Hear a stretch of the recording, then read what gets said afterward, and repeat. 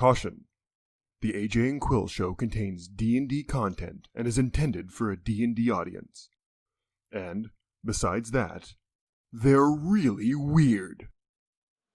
Hi everyone, welcome to Total Party Quill. I'm your friendly neighborhood tiefling, AJ. This is my buddy, Quill the Dragon, and we're here to answer your questions for Monster Attackers for Dungeons & Dragons 5th edition. You got questions, we got answers.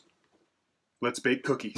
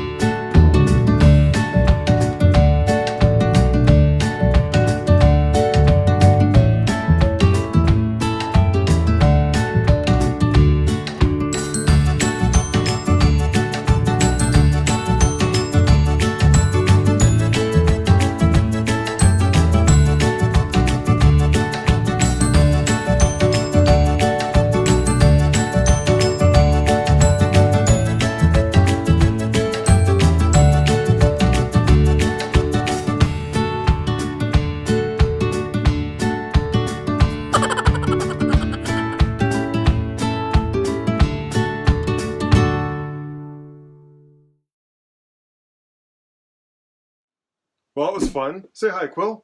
Greetings, puny humans. So how did you like the cookies? I don't remember gelatinous cubes tasting so chocolatey. I know, and they're gluten-free, hypoallergenic, non-GMO, and farm-to-table. Is it weird that I would rather eat a giant monstrous amoeba than eating kale? Not at all. So this week, a new adventure book was announced by Wizards of the Coast, Icewind Dale, Rime of the Frost Maiden. And to help everyone get ready for the adventure coming out on September 15th, we're going to be covering monsters that we think you're most likely to encounter in this adventure. And in Icewind Dale in general. So what frozen-themed monster are we going to cover this week? I'm glad you asked. We're going to be covering the Gelatinous Cube. Wait, what does a gelatinous cube have to do with a frost-themed monster in Icewind Dale?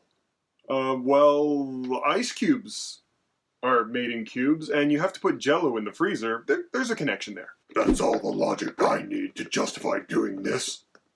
Now, a gelatinous cube is the much more common name for a creature called an athcoid. It's kind of like how when people call caribou reindeer, or elithids mind flayers. An athcoid, or a gelatinous cube, is a CR2 large ooze that can be found on page 242 of the Monster Manual. And they have a whole host of immunities as well as blind sight out to a range of 60 feet. They're a classic Dungeons & Dragons monster, and they somehow managed to evolve into a shape that perfectly conforms to graph paper. A gelatinous cube is a predatory animal that scours dungeon passages in silent but predictable patterns, leaving a perfectly clean path in their wake. So as a player, if your dungeon master starts describing how remarkably clean the dungeon is and free of debris, you might want to be on alert. There could be a gelatinous cube sludging its way around your particular dungeon. Athcoids, or gelatinous cubes, feed by phagocytosis. They extend a pseudopod and engulf their prey, much like a giant amoeba. They're a classically fun and potentially humorous encounter, so let's dig on in. In the Monster Manual, a gelatinous cube is described as basically transparent, and it has the physical profile of an ambush predator. also called a sit-and-wait predator. Yeah, they use stealth and strategy as opposed to speed and strength to capture their food. Often from a concealed position, but in the cube's case it uses its transparency ability to cover this. From concealment or its transparency, it then launches a rapid sneak attack when unsuspecting victims get too close. Now, gelatinous cubes don't have the intelligence or the wisdom to be high thinkers. They're much more very basic creatures that respond to stimulus as opposed to conscious thought. Stimulus like food is near, or that hurts. According to the transparency trait in the monster manual, even when the cube is in plain sight, it still takes a DC 15 wisdom perception check to spot the cube that has neither moved nor attacked. Now you should note it takes a successful perception check to notice this creature. You have to be actively looking for it. A passive perception check won't cut it if it hasn't moved or attacked. Although, if the cube has moved or attacked, I would rule that a passive perception check of a DC 15 would be enough to notice its existence. A creature that tries to enter the cube's space is surprised by the cube and can't move or take actions the first round of combat. And it can't take a reaction until the turn has ended. With the Athcoid's Ooze Cube trait, any other creature that tries to enter the gelatinous cube's space is subject to its Engulf ability and has disadvantage on the DC 12 dexterity saving throw to avoid it. The Athcoid, or gelatinous cube, has 2 actions it can use. The first is Pseudopod. And the pseudopod action is really only used for opportunity attacks or if the gelatinous cube for some reason can't use its Engulf ability anymore. For the Engulf ability, a cube, as an action, can move up to its speed, which is 15 feet. And while doing so, it can enter a large or smaller creature's space. Whenever it enters a creature's space, that creature must make a DC 12 dexterity saving throw. On a successful save, the creature can choose to be pushed back 5 feet from the cube or to the side. A creature that chooses not to be pushed back is treated as though it failed the save. On a failed save, the cube enters the creature's space, and the creature is considered engulfed and takes 3d6 acid damage, as the Athcoid begins to digest the creature inside it, and the target is considered engulfed. An engulfed creature takes 6d6 acid damage at the start of the gelatinous cube's turn.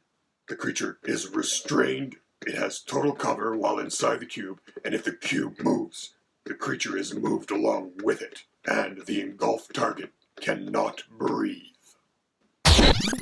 Wait a sec, not everybody knows how to handle a creature in combat that can't breathe, so maybe we should get a little meta-adjacent and cover that. Suffocation, the scourge that affects us all. Why, once I recall my good friend Mr. Charles Norris, after bench pressing the moon, put a plastic bag over his head, and the poor plastic bag suffocated to death.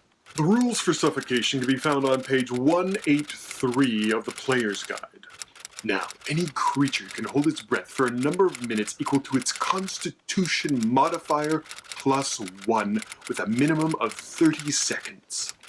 This is much more dealing with environmental exploration than in combat. Once a creature is out of breath, it can survive for a number of rounds equal to its Constitution modifier with a minimum of 1 round.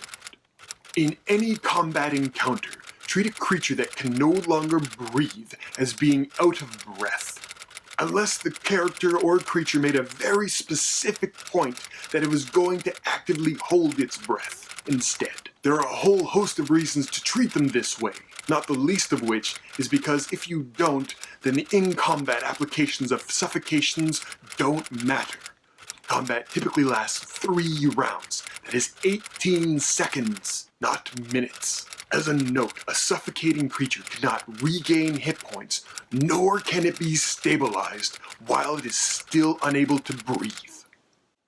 And that's how suffocation works. So to put that in perspective, a creature that has a Constitution save of 14, which is plus 2, can be inside the cube for 2 rounds. And on the 3rd round, the creature drops to 0 hit points and is dying and has to make death saving throws. All the while taking acid damage.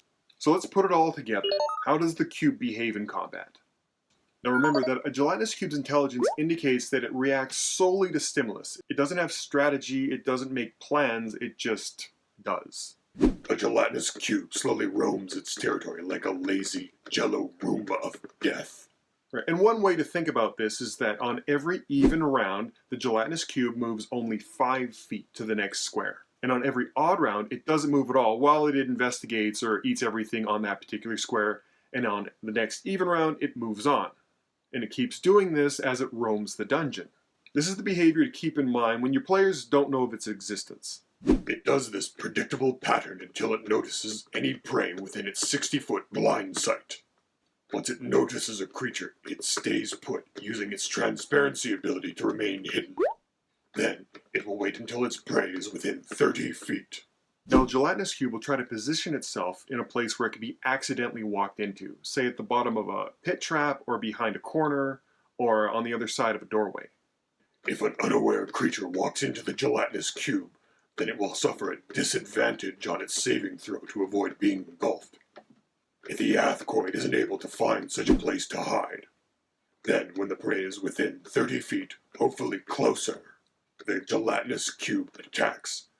And it attacks with surprise if it hasn't been noticed yet. Using its full movement and its engulf ability to cover the 30 feet to the creature, it engulfs any creature along its path. Now, something to remember, technically a gelatinous cube can't engulf a creature with its normal movement. It can only do so while it's using its engulf ability, and that's only 15 feet. But anywhere along that 15 feet, it can engulf as many creatures as it's able. Kind of like some kind of jello steamroller or a juggernaut. Think of this as the cube using the dash action, and while dashing, it gets to engulf things it runs over that fail a dexterity saving throw. Now, a gelatinous cube can engulf one large creature or up to 4 medium-sized creatures. The monster manual says that a well-fed cube is much easier to spot because its victims' bones and coins and other metallic items are floating in it. One fun tactic as a dungeon master to do is to have a free-floating skeleton inside the gelatinous cube so that when the characters spot it, all they see is a skeleton, and thinking that it's just a simple undead, they rush to attack it, and in doing so accidentally engulf themselves. If they're not paying attention.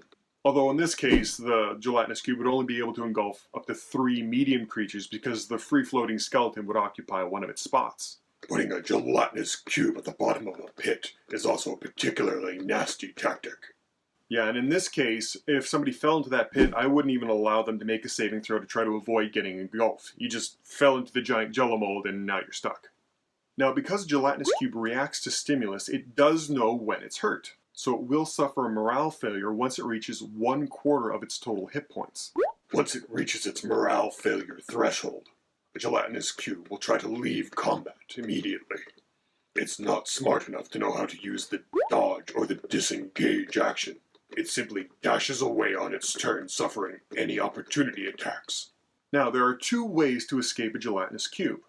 Once you're engulfed, that is. Now, as an action, an engulfed creature can try to make a successful DC 12 strength check. That's a check, not a save or an athletics check. You don't get to add your proficiency bonus. It's straight strength. And on a successful strength check, the creature is no longer engulfed and they appear wherever they wish within 5 feet of the cube. A second creature within 5 feet of the cube can try to pull a creature out using its action. Doing so requires a DC 12 strength check. And the creature making the attempt also suffers 3d6 acid damage as it reaches in to free the engulfed creature. And that's it. We hope this gets you started with monster tactics for a gelatinous cube in your encounters. And we hope it's another creature that you can add into your repertoire for the upcoming adventure, Icewind Dale, Rime of the Frost Maiden. And we have to offer our humblest apologies to the wonderful Miss Satine Phoenix. We're sorry we couldn't get you on the air today. We'll try again soon. And to send us out, here's Quill's joke of the day. Quill? What do you call a gelatinous cube with a drinking problem? I don't know. What do you call a gelatinous cube with a drinking problem? A jello shot. Anyway, don't forget to join us next week when our special guest will be the host of the hit internet show All Work and No Play, Mr. Sam Riegel and Liam O'Brien. Wait, is that the one that married Miley Cyrus? No, that was Liam Hemsworth. Well, excuse me. All you humans look the same. Taste the same, too. Okay, bye everyone. Bye. Yeah, yeah, yeah, yeah, yeah, yeah, yeah.